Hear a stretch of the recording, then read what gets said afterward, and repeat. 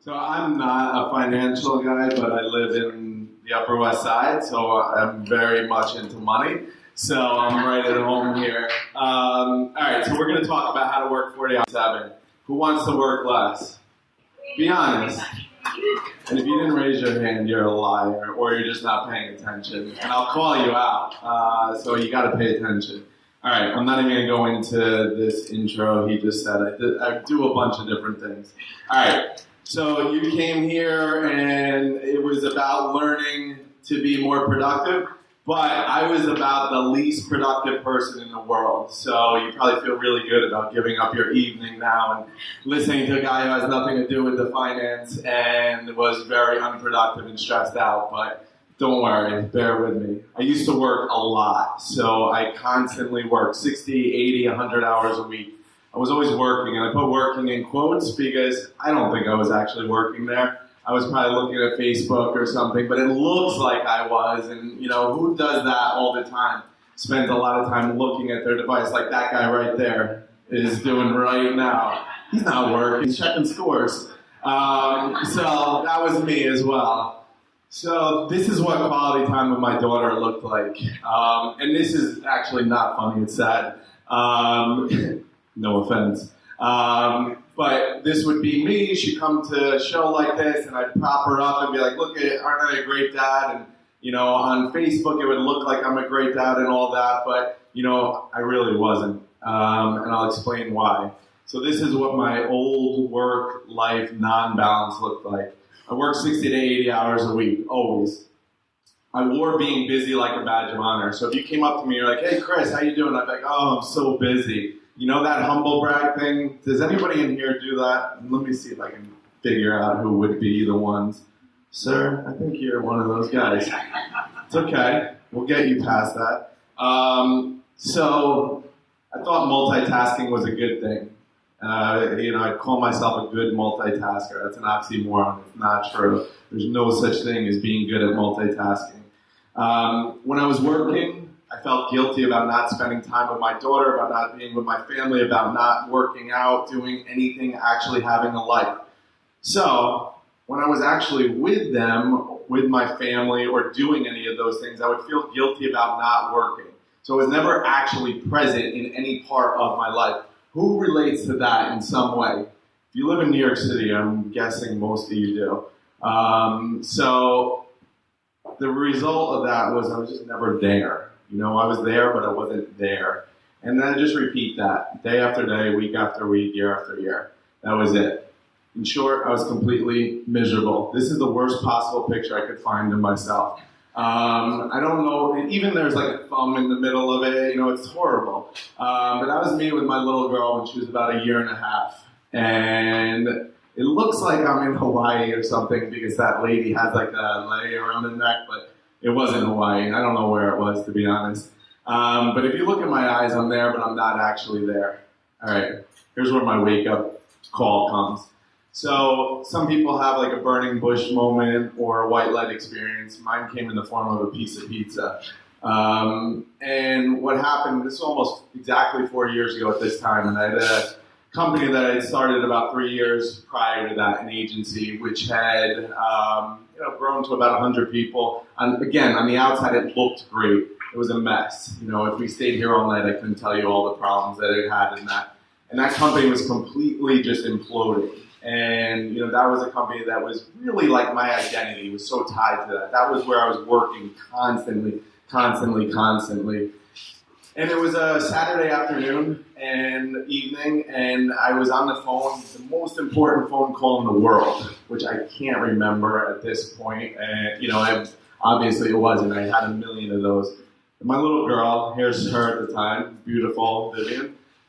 She came in, she walked, my wife at the time was out. She was out somewhere, and my daughter came in, and she looked at me, and I was on this call, and I just gave her that face, not now. And she knew that face really, really, really well. And she was hungry. She went over, opened the refrigerator, opens up the refrigerator, takes out a piece of pizza, and looks at me again like, hey, this is not right. And I gave her, 1 minute. And she knew what my 1 minute was. 1 minute was, 20 minutes. She didn't want to wait. So she pushes up a chair to the microwave, starts putting the pizza on a plate, hits a bunch of buttons, cooks her own dinner. Now, I'm not telling you this because she's gone on to become like the Master Chef Junior or something like that. No. I'm telling her this because for whatever reason at that moment, right then, it hit me that something was really wrong and that I had to change everything. I didn't know how, I didn't know what, I just knew I had to change everything. And I probably had 100 of those moments before, but for whatever reason, it hit me there. And I thought that there had to be a better way. Now, coincidentally, and he's sitting here and he's going to talk later, but one of the people who actually helped me, he didn't know at the time, was James. I found this book actually randomly through a TechCrunch article that you had written, and I was like, oh, this guy sounds like he knows what he's talking about. And I read that book, and this was one of the things that really changed my life. And the biggest thing in there was his daily practice, what I call my daily routine. And I got really healthy mentally, physically, spiritually, and began to change everything. I still had a big problem, and this is what we're going to talk about. I had no clue how to manage my time. I just didn't. I tried everything, but I was a multitasker. I thought doing all these different things, and it was miserable. So here's a discovery that changed everything for me. I came across this paper written by a guy named Francisco Cirillo in like the 1980s. It was like a college thesis or something. And when I read that first line right there, for many people, time is an enemy. I was like, holy shit, yes, that's it. Because time was always my enemy. I never had enough time. Time was always running out. You know, there was always that. So this is the Pomodoro. Who's heard of the Pomodoro technique? Okay. Who's heard of the Pomodoro tomato? Because you've gone to an Italian restaurant. All right, yeah, there's one right by my house. I've never gone to it. All right, so the Pomodoro it was named after tomato and the kitchen timer. And it's really, really simple. 4 simple principles. You're going to be able to leave here and just try this tomorrow, or if you're very ambitious and not too drunk, you can try it tonight. Number 1, work with time, not against it. Very simple. So when we're working with time, so anyone ever hear something called Parkinson's Law? The guy, the phone guy, yeah, what is it? No. So, and that's the thing. I always call on people, so I always have people raise their hand, not you, you seem like a really nice guy, but no, that's Pareto principle. You got it. You're the man. Yes. However much time you allot for something, you're going to fill that up. So, a blog post, you say it's going to be done in 3 weeks, you're going to find a lot of shit to fill in that time for those 3 weeks, and then do it the half hour before your deadline or something like that.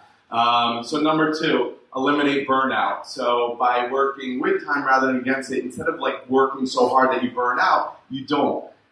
Manage distractions. So if people work in offices, the worst actual place to work in the world is in an office because you have all these distractions. People walking over to your desk and like, hey, what'd you do last night? And you're like, get the hell away from me. And create a better work-life balance. Actually creating a balance for me. All right, so here's how I felt when I found this. I was just like, I found this picture of this dog. I just typed in like happy, and this dog came up, and that's how I felt. I don't know why, just happy. Because I had, all of a sudden, it kind of clicked. So, how does it work? Let me break it down for you. 4 simple steps again. Number 1, choose a task, just one task at a time. So, and I'll explain to you in a moment which ones you should choose. Set a timer for 25 minutes. That's it. You don't need to buy anything fancy, do anything. Use your phone or whatever. Put it in airplane mode. Then work on your task until the timer rings. Pretty complicated, right? And then take a 5-minute break. Do whatever you want during that 5-minute break. If you don't worry about it being exactly 25 minutes or exactly 5 minutes or anything like that. Never use a productivity system that you have to change your life for. All right, that's 25 minutes of steady, focused work on one task at a time. Who has done that recently? Somebody right back there. See your hand shot up before I even finished. I believe, wow, you got a complex. I believe you. Jeez. I wasn't asking. I believed you right away. You looked honest, but now I don't. Can somebody at her table please check that out for me? And then just email me after. Thank you. Nah, something's going on back there because now you got a plant in the audience to say she's not bullshitting. All right. So remember this guy right here, this happy dog, me. After a few weeks of trying the Pomodoro, because I was like, 25 minutes, I can do 20 of those in a day. And, no, I can't. Because that was always my thing, trying to do too much. So this is how I felt after doing this for us. I just felt like I had no clue. And the problem when you know something that works and then you stop doing it, you feel horrible. At least I did. So what I had to do was find balance again. And the balance, and this is where the 16.7, as our friend the MC asked about, comes from. So the combination of 8 and 40. So what I determined was that if I do 8 of these 25-minute blocks in one day, I get so much done. I got more done than I ever did on any 8 to 10 hour normal day. So, and where the problem though is there's days when I'm not able to focus and sit down and do stuff. So what I determined was if I am doing 8 of these and if I'm doing 40 per week, I'm good. So here's the math for our friend, the MC. So 40 Pomodoros equals 1,000 minutes of work plus 350 minutes of break.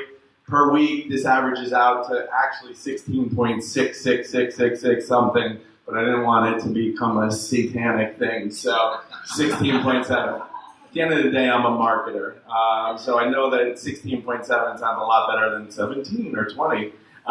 So here's the thing that I had to do, though. Instead of looking at the week as like 9 to 5 or just Monday through Friday or anything like that, what I started to do was work when my energy was at its best. And thinking of the week as 168 hours each week rather than just the 40 hours. So when I'm only really working and getting everything done during these 16.7 hours, it's really 10% of the week. And it's amazing how much when you're actually focused you can get done. All right. Whenever I do this talk, somebody always comes up and they're like, oh, you really only work 16.7 hours? I'm sure the MC will say that right after. So I will say that it's yes and no. There's a lot of things that don't count for this. So calls, or I didn't get up here right before I started speaking and hit a timer and be like, this is going to be a Pomodoro. So all these different things like that. But everything else, anything that I actually want to get done, will fall right into this. All right, couple of quick things left. What should I work on? So with those tasks, how should you focus? What should you focus your time on? 3 letters I want you to remember. MIT. Nothing to do with the school. Most important tasks. So you always want to be thinking about that. So how do you figure out what those are? 3 simple things to help you. What was the first thing that came to your mind when I said, what's your most important task? It's usually that thing that you don't want to do that you know you should be doing. That's the one. There's also a great book called The One Thing, which could really be summed up in their one question, and you don't have to read the book. What's the one thing I can do such that by doing it, everything else will be easier or unnecessary? If you're asking yourself those types of questions, if you're giving yourself that, you're going to be focused on the things. So that's where your 80-20 rule comes in, sir, because you're focused on the right things. So here's how you can make this work. Today, tomorrow, whenever. Start slow. Just do one of these. Try one session out. Block it off. Treat it like a meeting. Treat yourself as the most important person in your life. Focus on your MITs and your most important tasks.